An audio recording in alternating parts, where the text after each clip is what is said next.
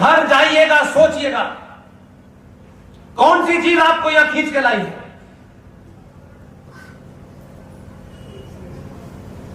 क्या invitation card पे लिखा था कि प्रोग्राम खत्म होने के बाद भोजन होगा? आपको मालूम है कि यहां एक गिलास पानी का इंतजाम करने वाली व्यवस्था नहीं है। ये रूबल के कारण आप इतने सारे लोग आए हैं, हम कुछ दे ही नहीं सकते आप। लेकिन आप उस प्रॉब्लम का हल ढूंढ रहे हैं जिसके कारण आप 90 करोड़ होने के बाद भी इस आजाद भारत के हर शहर से पलायन कर रहे हैं। ये देवभूमि मैं होगा नहीं होगा मैं नहीं जानता, लेकिन रूबल जैसे करोड़ों लोग होंगे। ये 15 साल से ज्यादा देवभूमि रह जाए तो मुझे याद कीजिएगा, ये नहीं रहने वाली। ये तथाकथित दलाल जो सत्ता के हैं, हम 20 साल से हैं, हम 15 साल से हैं, इन्होंने ही इसको जिहादी भूमि बनाया है। इसलिए आपके राज्य में एक कोई दवाई बेचने वाला है जो अलीगढ़ का है, जो दवा बनाता है। सरकार ने जिनके ऊपर कल जिनका FCRA यानी फॉरेन कंट्रीब्यूशन रेगुलेशन एक्ट के तहत,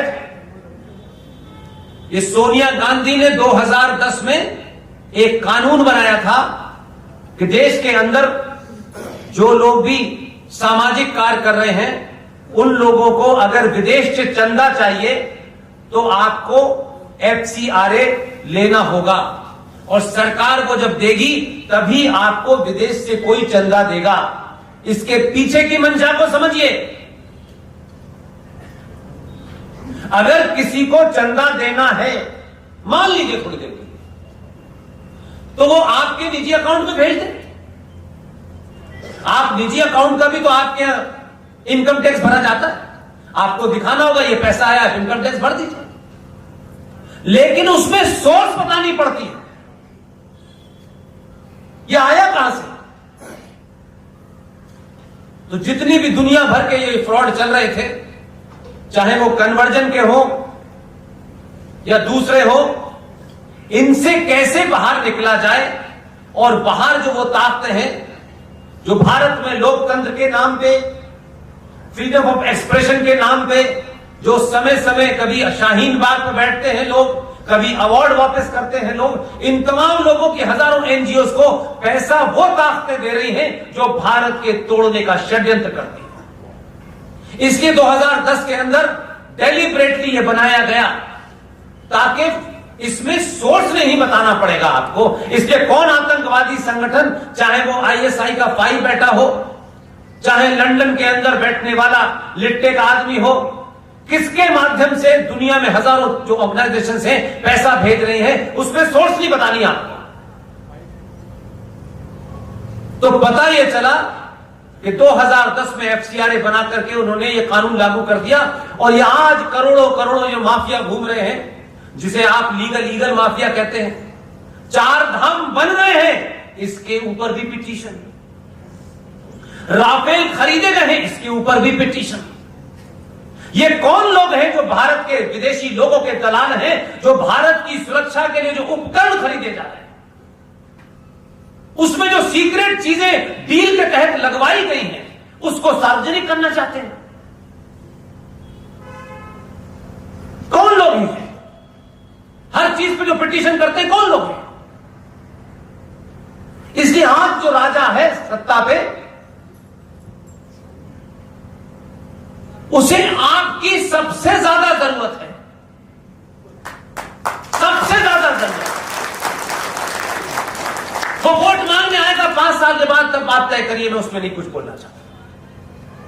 लेकिन अगर किसी ने उस समस्या को समझ लिया है और अंतर्राष्ट्रीय मामला को ध्यान में रखते हुए उन बीमारियों का सदैव के लिए इलाज कर रहा है, तो क्या हम 3 घंटे की किसी हकले की लंगड़े की फिल्म देखने जाते हैं? क्या 3 घंटे में से कभी अपने जीवन में हम इस बात के लिए ऐसा नहीं कुछ कर सकते कि फला फला दिन कुमाऊं के हल्द्वानी शहर में सामूहिक तौर पे मां, बहन, बेटी, बच्चा सब लोग खड़े होंगे और देखता हूं कि दुनिया का कौन सा मीडिया आपको कवर नहीं करता, और खड़े होकर के कहें कि सरकार के जो निर्णय राष्ट्र को बचाने के लिए होंगे हम उनका समर्थन करते हैं। इसलिए राष्ट्र और देश में जिस दिन फर्क करना सीख जाएंगे उस दिन सत्ता पर ऐसे लोगों को बिठाएंगे कि जो राष्ट्र भी चलाता हो और राज्य भी चलाता हो। इसलिए राज्य चलाने के लिए सत्ताएं चुनी जाती हैं, उन्हें संविधान से काम करना पड़ता है।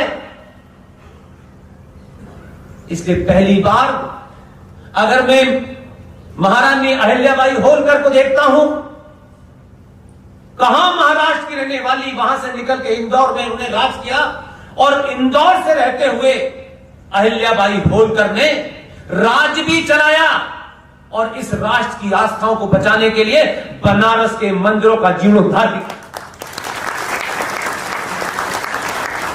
वो छत्रपति शिवाजी जिन्होंने औरंगजेब को आगे नहीं बढ़ने दिया, कहां से चल के आया और बनारस के घाटों का निर्माण कराया।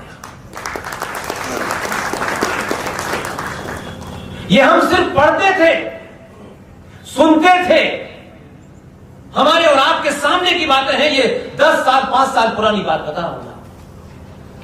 हम एहसास ही नहीं कर पाते थे कि आखिर हम कर क्या रहे हैं। आपके एक बदलाव से कितना बड़ा बदलाव होने जा रहा है, हर दिन हो रहा है, और आप शायद उसको एहसास नहीं कर पा रहे हैं, क्योंकि एक लंबे समय तक आपके ऊपर परत दर परत यही बताया गया है कि तुम्हें सिर्फ वोट देना है। आप बहुत थोड़ा सा बदले हैं, 1 डॉट बराबर बदले हैं, तब पूरी दुनिया में हाहाकार मचा हुआ है। आपने जिस राजा को चुना है उसको एहसास करा दिया, जोर जोर से एहसास करा दिया है कि बाकी सबको हमने वोट दिया था, तुमको हम वोट दे रहे हैं, और इतनी कमी बेशी नहीं रखेंगे कि तुमको कि ये 370 नहीं हट सकती। इसलिए ये बात मैं आप लोगों के सामने सार्वजनिक तौर पे कहता हूं, ताकि आपके अंदर की वो जो शक्ति है जिसे आपने निष्क्रिय कर दिया है, एक बार उसे जगाइए और अपने बीच में से पॉलिटिकली करेक्ट होने की कोशिश मत कीजिए। आपका पड़ोसी आपको अच्छा समझता है, नहीं समझता है। जिस दिन आप सोचेंगे मेरे कार से राष्ट्र मुझे अच्छा समझता है, वो ज्यादा महत्वपूर्ण है कि पड़ोस में रहने वाला एहसान भाई मुझे अच्छा समझे, वो महत्वपूर्ण है। एहसान भाई राष्ट्र से बड़े नहीं है। एहसान भाई को खुश करने के लिए मैं अपनी चुटिया और तिलक नहीं कटाऊंगा। एहसान भाई को अगर खुश करना है तो मुझे खुश करें, मेरी खुशी महत्वपूर्ण है, अब किसी की खुशी महत्वपूर्ण नहीं है। किसी को जीतना है तो मेरा विश्वास जीते। मैंने 900 साल तक विश्वास जीता और 900 साल तक विश्वासघात किया, अब मैं किसी का दिल नहीं जीतना चाहता।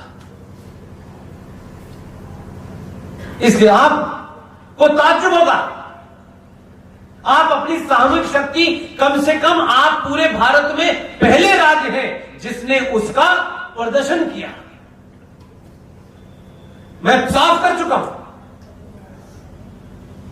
मैं 7 साल पहले किसी राजनीतिक दल और किसी संगठन की चापलूसी करने के लिए नौकरी छोड़ के नहीं आया। बिल्कुल साफ है मेरी लाइन। जो इसको जानता है वो मेरे साथ, जो इसको नहीं जानता वो करोड़ों मील दूर। यही कहता रहूंगा बस। कुछ मिलने, कुछ प्राप्त करने की न कल इच्छा थी न आज है। जो प्राप्त किया वो अपनी ताकत पे किया, उसे छोड़ दो। किसी पे एहसान नहीं है। इसलिए आपके राज ने बहुत बड़ी हिम्मत दिखाई है। शायद ये बात आपको महत्व न लगती हो, क्योंकि मैं दिल्ली में बैठ के देखता हूं, इसलिए कहना बहुत आसान है। कभी कभी अपनों को भी औकात दिखा देनी चाहिए।